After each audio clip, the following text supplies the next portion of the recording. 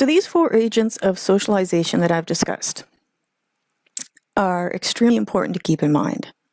Now, a few other concepts that we need to discuss in regards to socialization is resocialization and total institutions. Resocialization occurs even if it is against somebody's will. When there's some kind of socializing agent deliberately trying to cause somebody to reevaluate or reform their values and their roles and their self-concept. Essentially, the basis of resocialization is that if you can learn something, you can unlearn it. This may be severe, it may be quite mild. As I'm speaking about this, I'm thinking I had a conversation with somebody who has tried to quit smoking several times. And we discussed how even once the physical withdrawal is done, that it's a habit for them. That it's almost like they have to relearn how to live every day without a cigarette. In the previous chapter based on culture, I talked about what it must be like for somebody to move to a different country, that they go through a certain amount of culture shock. Gradually, the culture shock lessens and they begin to take on at least some of the cultural elements of the new country. They begin to assimilate to a minimal degree. Another way of looking at this is they have to go through resocialization to become accustomed to the ways that things are done in their own country. Not just in terms of learning a new language, but probably how they dress, what they eat, maybe how they socialize and interact with other people. There can be positive and negative examples of resocialization. You know, this just is me, but I always automatically picture somebody who is a member of a cult and their family members have hired people to snatch them back because they've been brainwashed by the cult, and now they have to undergo resocialization to kind of undo the brainwashing that took place. But I also watched a lot of really bad movies of the week in the 1980s, so that's probably why when I think of resocialization, that's the first thing that comes to mind.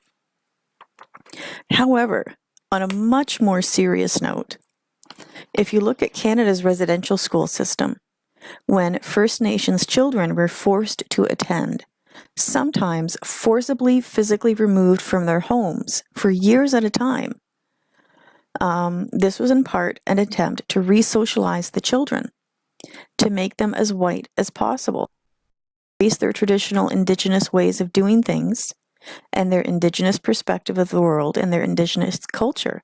It was an attempt to resocialize First Nations children. Resocialization, whether you realize it or not, is what occurs when a person joins the military and goes through basic training. An extremely, extremely intensive process that puts new recruits through both physical and psychological training that is designed to prepare them for a life in the military. Obviously, it's a live-in program. You're there 24 hours a day, and it can last several weeks or several months. And again, it isn't just getting these recruits ready for the physical demands of being in the military, it's also getting them used to the social norms of the military. Obeying orders immediately without thinking about it and without question. Maybe potentially harming or killing another person. All of these things are involved. I apologize if you heard a meow there. It's because my cat, who tends to be very pushy, just hopped up beside me. So it's an extremely, extremely intensive process. Their attitudes are reshaped according to a military perspective. Their behaviors and habits are shaped according to a military life. So psychological conditioning is extremely important and actively employed to get recruits to at least partially suppress their individuality. Not just because it needs to happen, but for the good of their unit, for their fellow soldiers, for everybody. And you could really go into a lot of detail studying exactly how this conditioning or resocialization is done in basic training, actively using different kinds of conditioning techniques. So think about the very start of it. When boot camp begins, usually outsiders make a big deal about the fact that they have to shave their heads. These are the pictures you always see in movies. These are the pictures you always see online. This is part of the process. Is there a purpose to this? Absolutely there is. When basic training begins, several things occur or are put in place, and the environment is structured so that these new recruits are all in, so to speak, right from the very beginning. From the very start of boot camp, even their right to quit is restricted. A person can't just give up easily and walk away. In fact, it might be outright denied. So if you want to drop a course, you drop a course. But that can't happen. So shaving their head, having them wear all exactly the same uniforms, taking away all privacy by sleep in dorms, and share the same public bathrooms, and even not using first names but only referring to them by their last name, all actively work to suppress their identity as an individual. Every single second of every single day is tightly controlled. There's no variation from routine for anybody, no matter what. And everybody is forced to do everything exactly the same, even if it's making their bed and folding their clothes. Any variation from this results in punishment. So when you think of resocialization, the military really is the most extreme example. And I haven't even commented yet on how recruits are sometimes purposely deprived of sleep or food or shelter. Now, there are less extreme examples of resocialization, but still very serious ones, such as when somebody joins a fraternity or a sorority or a sports team.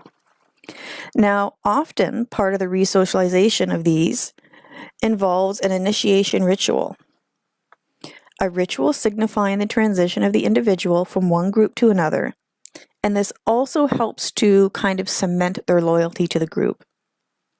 Now, in fraternities and sororities, this is referred to as hazing, or on sports teams, when new students who are already members of the fraternity or sorority or the team purposely inflict some kind of mental or physical torment or both. So maybe the new recruits, who are called pledges, are deprived of sleep or forced to sit or stand in one position for a long period of time, or forced to go for runs in the middle of the night. If you look at the screen here, the guys in the white tank tops and the orange shorts, those are Hooters uniforms.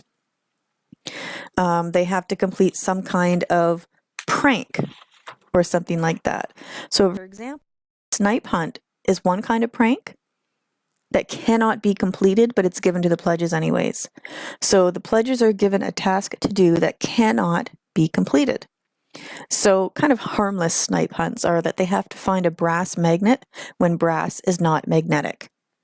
So they're forced to run some kind of fool's errand or a wild goose chase. And it's kind of silly and funny because no harm comes to anybody. And, you know, the people who are already members know that it can't be completed.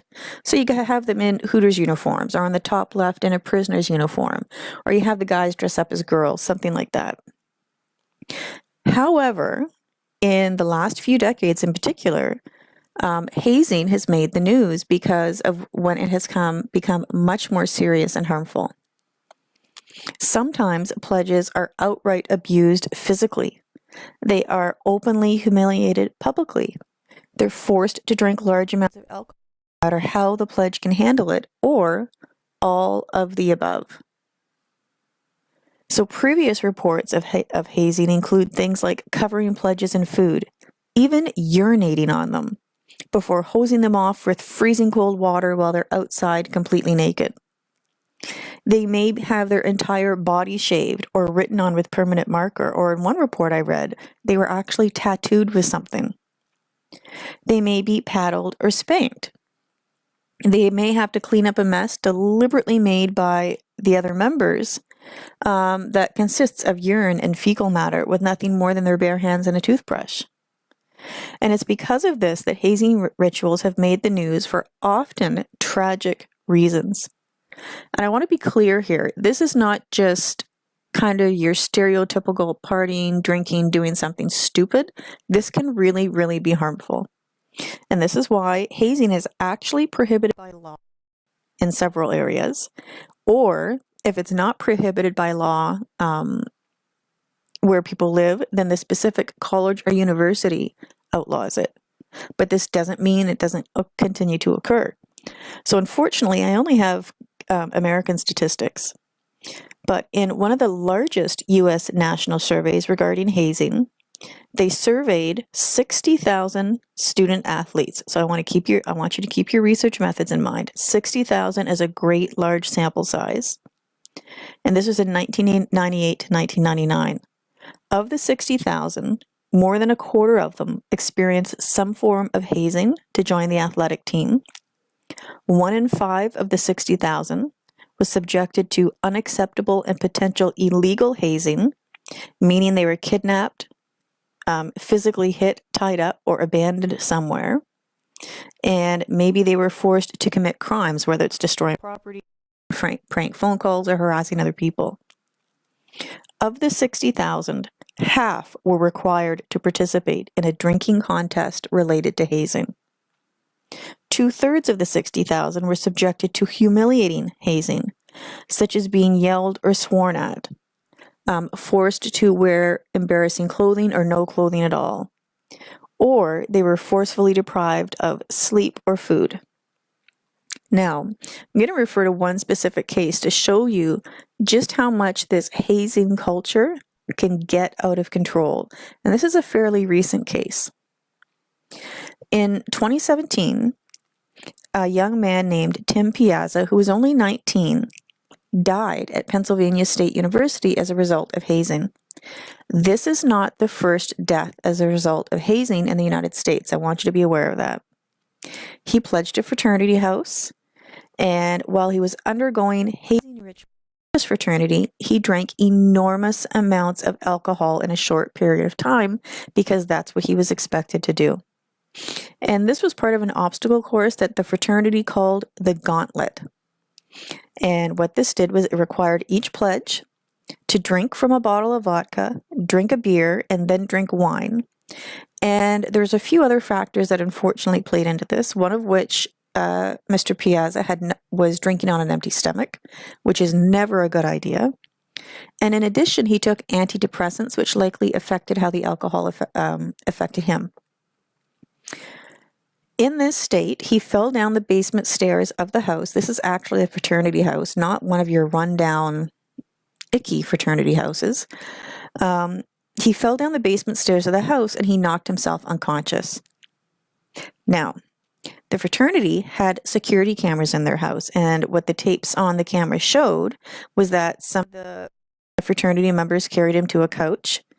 You can see on the couch, I guess his shirt was somehow pulled up. You can see a bruise forming, apparently, on the tape.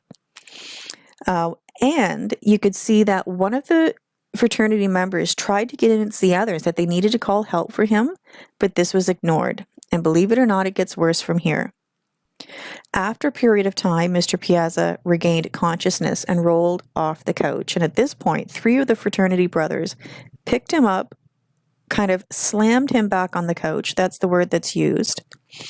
They were trying to slap him in the face to wake him up, hit him in the stomach, and they poured beer on him, but he remained completely unresponsive. And eventually he rolled off the couch again and kind of curled into his body in a fetal position. The next morning, Mr. Piazza regained consciousness and tried to get up, but he fell backwards. And he repeatedly tried to get up and fell back down. Once he was able to get his balance, he staggered towards the lobby area of the house, where he fell again, and he unfortunately fell into an iron railing and landed on a stone floor, which likely caused serious head trauma. He then tried to get up and tried again to reach the front door, but fell into it and was unconscious. One more time he tried to go down to the basement, but he fell down again, and he remained at the base of the stairs until several of the fraternity brothers discovered him several hours later, cold to the touch and breathing rapidly. So this case resulted in one of the largest hazing prosecutions in the United States, garnered enormous media attention, not just because of what occurred, but also because it was clearly determined that despite observing Tim had very serious injuries, the fraternity brothers waited nearly 12 hours before calling for medical assistance. This is a picture of some of the fraternity brothers who were charged. 18 were charged in connection with his death, 8 with involuntary manslaughter, and the rest with other offenses, including hazing. And then the fraternity itself at the university was charged. And you know, one of the main questions regarding this incident or hazing overall is, why would somebody ever consider joining any kind of organization that participates in this sort of thing? Why would they subject themselves to it? And the answer to that is because membership is in the group is important to them for whatever reason. And that necessarily requires this initiation rite. Separating your old identity and status, maybe being degraded, maybe disorientation and stress, but then you're accepted into this new group and this group culture, and you have a new status. So a person, in a way, is broken down to be built back up as a member of that group. They are re-socialized, whether it is the military or a fraternity or maybe some kind of religious cult. Now, what happened with the fraternity brothers is the vast majority of charges were actually dropped. And this happened in 2018, that they were dropped. There's maybe 3 fraternity members who are still before the courts.